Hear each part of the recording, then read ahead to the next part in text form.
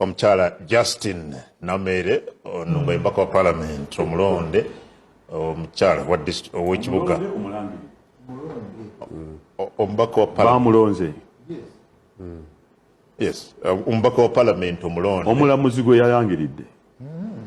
I would expect that from him. That's omulamuzi gwe yalangiridde tulina kikanyaako kannalondebwa naye omulamuzi gwe yalangiridde ekyo olina okusuubira mu wanuupu era oyo ayise tesiti ya nuupu ekyo kye bali dibeti eteeka okubaawo dibeti eteeka oyo amaze okuyita tesiti ya nuupu dibeti eteeka okubaawo omulamuzi gwe yalangiridde omupiira omupiira gugenda mu penalty guba gugamba bagenze mu kakodyo ako okusimula penalty ono yagenze mu kakodyo ka kusimula penalty okusomesa abo weetaaga emyaka mingi okusomesa abo weetaaga mingi linda kukatono kanyambeko omukyalo ono ntonyambako nze mumanyidde nina ekiti kye mumanyiddemu nze sinawakanya kooti temulangiridde okujjawo nga simanyi Luganda seesimba omukalulu nagenze bugenzi mu kooti Loza mwagaidi nze nasirisi ono kyovola bawakalakata abadde amutwala mulemeza wano wakalakata abadde atwala omuntu I'm not going to sit here otambuze obulimba the reason why onabuziza ekibuuzo lwaki bakona tatwala omuntu the reason why ono omusajja teyasoma yakakyusa ebitabo byenjogera yakasoyalinga byenjogera atuyagalakayane nange oya kusonga ekwatako n'ebitabo bye yagula mwami omuga musajja mukulu ate wadde gwe omusinga oyagala ntwale gwe omukadde wa sirimu oyagala ntwale gwe omukadde kakkana nuufu ekyo kyekola ate nze sikkiriza I am a fire kind of leader sikkirizako kamanyiro k'abantu ba nuufu sikakkiriza okay nkwaniriza ku Editorial extra UG ogamba otya omulungi atulaba it's a weekend leero nzigiddemu ngeri ya kiwanyi ate nkole ntya ogamba otya omulungi atugobera ku Editorial extra UG bitambula bidya bwakedde weekend ekutambulira etya it's a Saturday abasinga muli mu ggandaalo eyo emboozi mugijjukira ku nnaku olwokubiri olwa weekend eno gye tulimu yakwata abantu omubabiro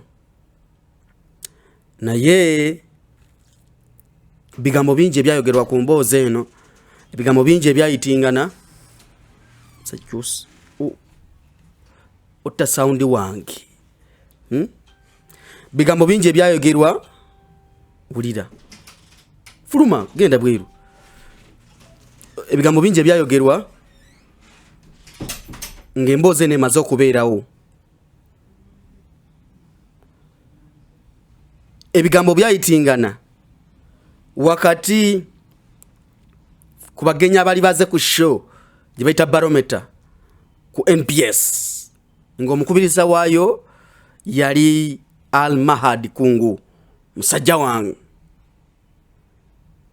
njaga twojuganyemu katono nnyo emu ku bigambo bino nga sina kujja ku nsonga lwaki nkomyewo n'emboozi eno emboozi ewumuza abakozi kusanyuka TV tugene maaso kyekimulumye mweni BS kyekimulumye kanziziremu gwe kyekimulumye oyo omusajja yakakyusa oyagala akayane ne ba lawyers abakazi abakulu n'okubana obwana obuto wagambye oleta George Musisiwa nenzo oteekera mu bwereere yayogedde n'ensirika mwakoze ensobi onaasala mukalakata makona lwaki totwala omuntu oli awo makona twala omuntu wo not there yeah but one day that goes below the belt ate wamulesa okutesa ebintu ebiri serious kati nawe wonyini the next time sieve mufunire nga abantu ba level yebo bomuleta kubanga teyasoma ate si buli atasoma nti tategeera naye ye teyasoma n'okutegeera tategeera abantu babuuza ebibuuzo, let me answer the You're going to question. answer. Temusobola But if people ask questions, ate n'oyagala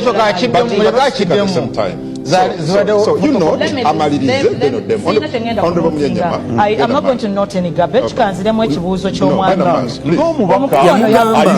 ng'omuntu asoose mu bammeeya Because what do you want me to note, Adam Kungu? ng'omuntu asoose mu bammeeya emyaka 10 nawuliriza Please get a mass.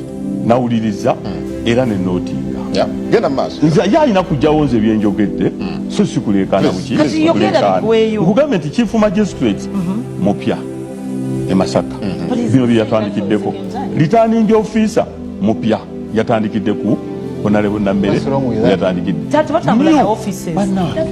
bano mubajjawa So please get a mass. abantu bagende Tokkiriza kubaddayo ate. Please continue. nenze nga munsirisa Sir, continue. ampita gundi oliko yakuba nze sikubwa biba kifeesi Please continue.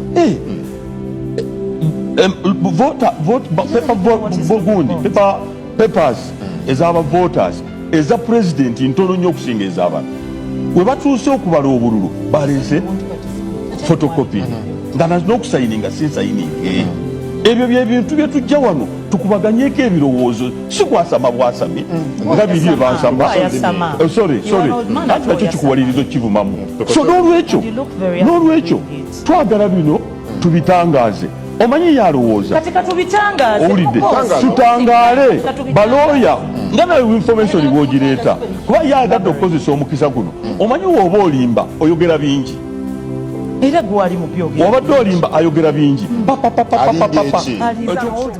atambuza bulimba tayagala kukkiriza amanyi nti politics kwasama banange politics si kwasama Adam singa muleeta bana abasajja abakulu politics bwe bazanya ono si yesimba ku kitaawe singa sesimbalako ku yesimba ku kitaawe sesimbalako ku musaize bya don't point at Tewesimba me ku sebijja. don't point at me no studio si ya nyoko ati buli byayogera mugenda muleeta abalalu yamugamba eno studio si ya nnyoko tonsongamu ng'oli amugamba ono si yesimba ku kitaawe oli amugamba sesimbangako ku muzeeyi sempijja entonsongamu eno studio si ya nnyoko tukaddemu katono wano oba tukaddemu kagenda bwe kati muleeta abalalu singa sesimbalako ku yesimba ku kitaawe sesimbalako ku musaize bya don't point at Tewesimba me ku sebijja. don't point at me no studio si ya nyoko ati buli don't byayogera point at me no studio si ya nyoko don't point at me eno studio si ya nnyoko tukaddemu omulundi gumu point at me no studio si ya nyoko singa sesimbalako ku yesimba ku kitaawe sesimbalako ku musaize bya don't point at me Tewesimba ku sebijja. don't point at me no studio si ya nyoko eno studio si ya nnyoko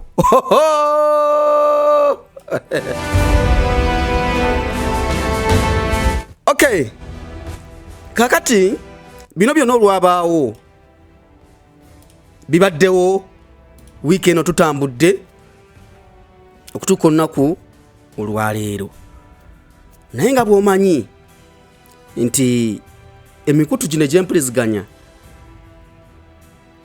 gikolera oba girondoolebwa UCC ekitongole ekitwala empuliziganya mu ggwanga okutwalira wamu ebyo byonna bwe byabeerawo jjukira UCC ebiseera ebisinga kasita omenya amateeka kino kye baakola ku sseeti kikontana n'amateeka agatwala ebyempuliziganya mu ggwanga n'okutuusa olunaku olwaleero tubadde tetunakufuna kiwandiiko naye nga TV yo nga yo ebeera ekimanyi kati ekigenda mu maaso wetwogerera essaawa zino host wa programu eyo ayitibwa Adam Kungu bamususpendinze okuva ku programu eyo for 2 weeks Next Media oba Sanyuka TV esuspendinze Almahadi Kungu okuva ku mpewo okuva ku programu eyo eya Barometer for 2 weeks, meaning those are 2 episodes ebira buli wakubiri mu wiki. Ekiwandiiko kigamba bwe kiti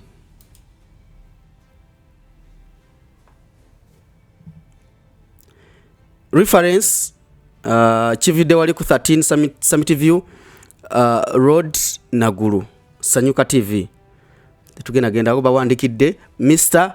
Adam Kungu, head of host of Barometer. Immediate suspension and notice of investigation in violation of editorial policy and broadcasting standards in respect to the Barometer episode of Thursday 2nd February 2026. Netujja ku kiwandiiko, tuli ku kiwandiiko kigamba kitya, twongere okugaziya tulabe ebigambo bino naawe wensoma nga nawe osoma. This communication serves as a formal notice in respect to the above captioned. The management has conducted preliminary review of aforementioned episode and found it to be in serious breach of the next media editorial guidelines. Uganda Communication Commission UCC minimum broadcasting standards. The show, which featured politicians and analysts, degenerated into an unacceptable exchange of personal attacks, insults, and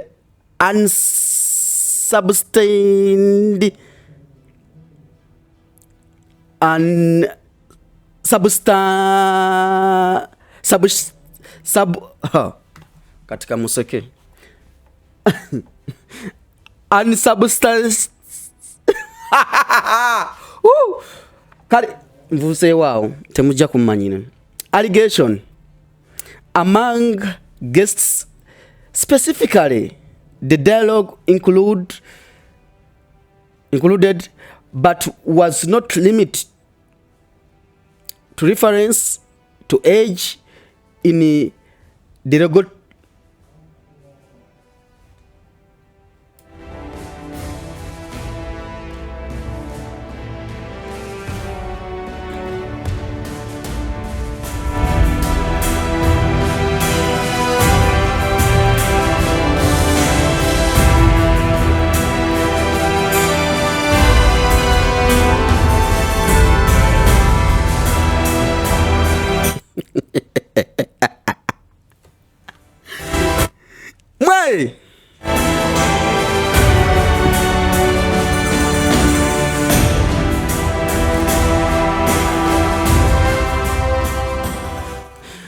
This content violated the core tenets of our policy, guidelines, and standards, and the law, including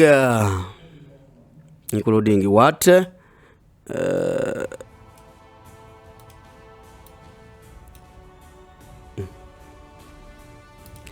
Including responsibility and ethical standards, failure to maintain decorum and civility, accuracy, accuracy, allowing unverified and damaging allegation to be aired without challenge, and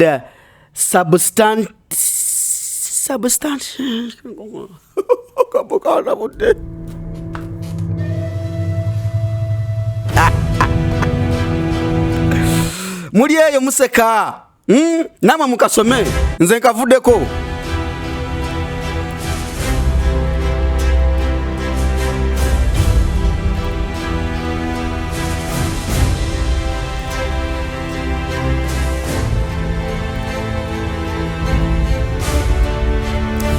Wano awaddako bwe wasinga ekinyusi, wano awaddako so kenzijemu ne galubindi zino kyaka byensoma womo bwedda sibiraba amalala gano njagala tugende nnyo wano kagundi akalayitinga kaliwa njagala tugende nnyo kweno part eriwa eno part eno eno part eno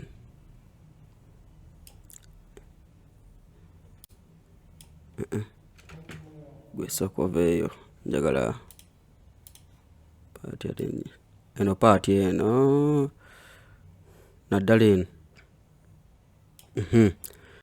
in a spirit of self-regulation and to uphold the integrity of Sanyuka Television as a brand and next media, the following immediate action are taken. Bana mulaba bulungi awo. Suspension. Number 1. You are hereby suspended from hosting the Barometer show for next 2 weeks. Scheduled episodes pending a full investigation. Tugenda ku number 2, investigation. A formal investigation is hereby instituted. You, the producer, and the entire Barometer team for that episode will be required to provide a written statement and participate in hearing to explain the following. A. Lack of intervention. Njagala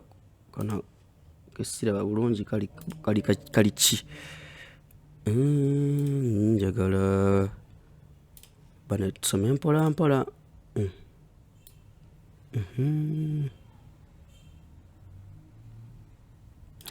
Lack of intervention to steer the conversation back to professional discourse. The failure to enforce editorial controls during pre-show briefing and during the live broadcast. Any systematic issue that led to the failure. Bagenda kujja tiimu yonna ya Barometer ng'ekulumbiddwamu hosti waayo ne producer bagenda kujja bannyonnyole ku bino ebintu wammanga. Lack of intervention to steer the conversation back to professional discourse. The failure to enforce editorial controls during pre-show briefing and during the live broadcast. And any systematic issue that led to this failure. Na bannyonnyole kiki ekyaleetera bino byonna okubeerawo. Tugendeko wano wansi tuli ku nsonga baluwa bagiwadde kungu. Potential outcomes. The findings of the investigation will determine the final disciplinary action which may range from a formal written warning, further suspension without pay. Hey! Ulira wano essaawa yonna omuntu omusala ayinza obutagulabako okusinziira ku byendaba wano. Essaawa yonna bwe tugenda ku eno part 1.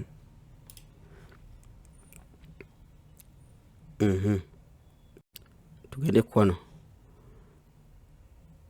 bwe tugenda ku eno part 10. A formal written warning, further suspension without pay. Bayinza okukwata emyezi 2 nga tebakusasula. A number B. Then it's C. Termination of contract. Bandigoba kungu kumpewo. Nokumugoba ku NBS. Should the investigation find mitigating circumstances or lack of culpability, you may be found innocent and reinstated without prejudice.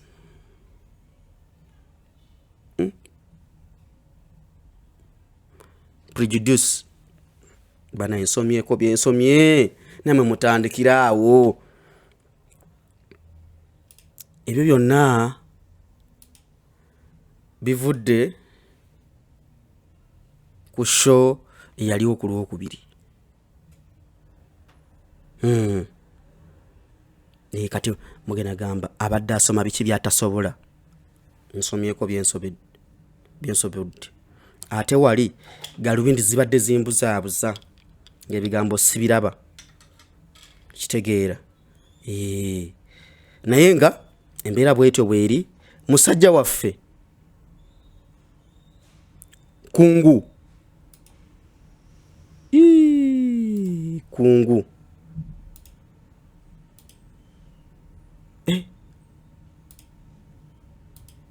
bamuwumuzza okuddamu okukola program eya Barometer. Oyo gwolaba bamuyita Kungu Almahad. Sanyuka TV emuwumuzza for 2 weeks ng'okunoonyeza naye kali akawayiro k'ensomye wali akawayiro ssebo kagamba nti ayinza okuwumuzibwa ne batamwayo ne kasente.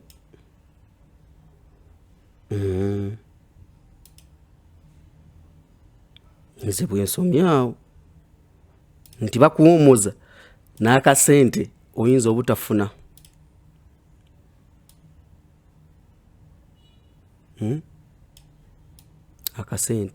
Akasente oyinza obutafuna okusinziira ku kiwandiiko kino nze nga bwe nkirabye. N'okusazaamu contract nakyo kisoboka. Katwongere okusabira musajja waffe Kungu Almahad.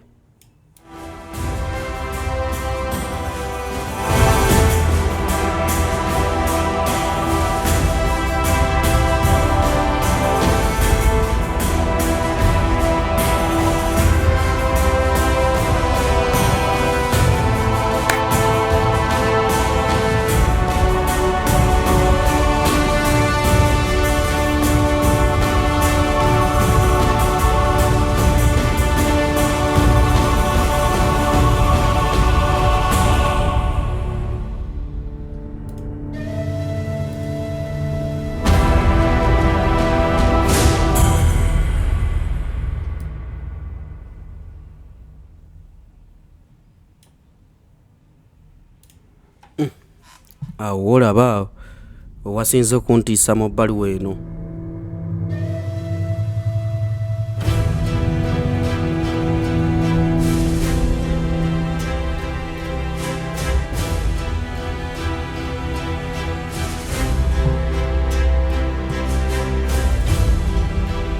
Naye Sanyuka yawaddeko kopi UCC.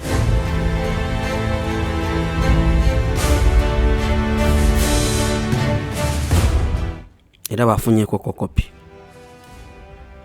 Kale kambagaliza olunaku olulungi, weekend enungi, nkyabaweereza amawulire amalala. Naye amawulire agaliwo amalala, musajja waffe Kasuku yafiiriddwa jjajja we. Bambi gwabadde asinga okwagala. Ono jjajja ategeeza kya maanyi nnyo mu bulamu bwa Kasuku. Kola mu kifaananyi wano oyo jjajja abadde mpagi nnene nnyo mu bulamu bwa Kasuku. Twogerera tetuvudde ku maaso.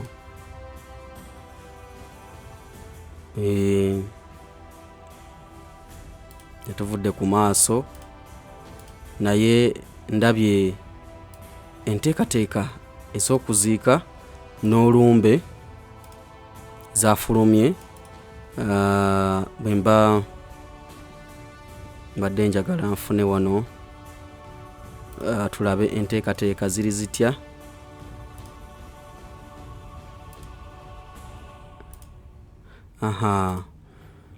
announcing the death of Daniel Isaac Katende, aka Kasuku's grandmother, Nanyonga Gladys. Ngono yazalibwa mu 1955 avudde mulambo ensi eno 2026 ku myaka 75. Grandmother vigil will be at Migadde after Matuga on Sunday 8th February. Burial will be on Sunday 8th February 2026 at 2 p.m. in Migadde. Era otugenda obeera otugenda okulamiza ombiri gwa jjajja wa Kasuku. Bambi Kasuku omukama akugumye mu mbeera eno yonna olw'okuviirwako jjajjawo. Era Kasuku mu mboozi ze zonna owulira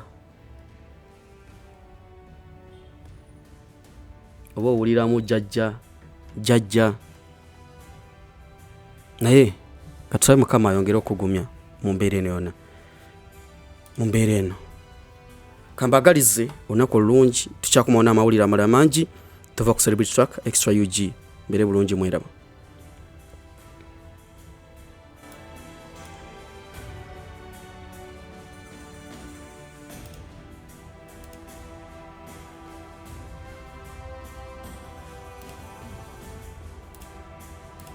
Coach ye mulangiridde Mulyanyama wakakyusa amanya emirundi esatu.